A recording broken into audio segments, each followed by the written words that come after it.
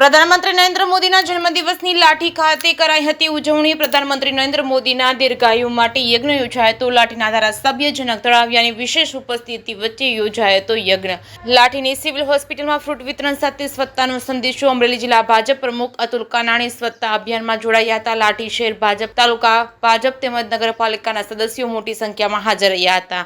વડાપ્રધાન નરેન્દ્ર મોદીના જન્મદિવસની લાઠી ભાજપે યજ્ઞ કરી ઉજવ્યો હતો જન્મદિવસ। જેકેસી ગુજરાતી સાથે વિશાલ રોડિયા, લાઠી।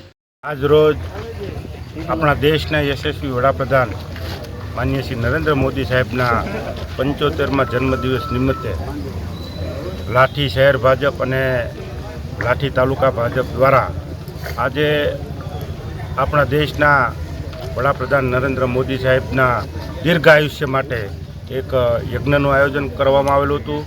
તેમની સાથે સાથે લાઠી સિવિલ હોસ્પિટલ ખાતે જે પણ દર્દીઓ છે, દર્દીઓને ફ્રૂટ વિતરણ તેમજ સ્વચ્છતા અભિયાનનો કાર્યક્રમ કરી અને સમગ્ર ટીમ કાર્યકર્તાઓ સાથે આજનો નરેન્દ્ર મોદી સાહેબના 75મા જન્મદિવસની ઉજવણીના ભાગરૂપે બધા જ કાર્યકર્તાઓ સાથે મળી અને એમની ઉજવણી કરવામાં આવી છે। દેશના યશસ્વી પ્રધાનમંત્રી આદરણીય નરેન્દ્રભાઈ મોદીજીનો 75મો જન્મદિવસ આખા દેશમાં ખૂબ જ સેવા ભાવના સાથે કાર્યકર્તાઓ ઉજવી રહ્યા છે। ત્યારે અમરેલી જિલ્લો પણ આમાં ખૂબ જ સક્રિયતાથી આ એમનો જન્મદિવસને ઉજવી રહ્યો છે। સેવા પખવાડિયા તરીકે આ કાર્યક્રમને આખો ઉજવીને આજે લાઠી શહેર અને લાઠી તાલુકા ભારતીય જનતા પાર્ટીના કાર્યકર્તાઓ એક સાથે મળીને સવારથી જ નરેન્દ્રભાઈ મોદીજીના દીર્ઘાયુ માટે મહાદેવ મંદિરે પ્રાર્થના કરેલ અને એમ દીર્ઘાયુ માટે અભિષેક પણ કરેલો હતો।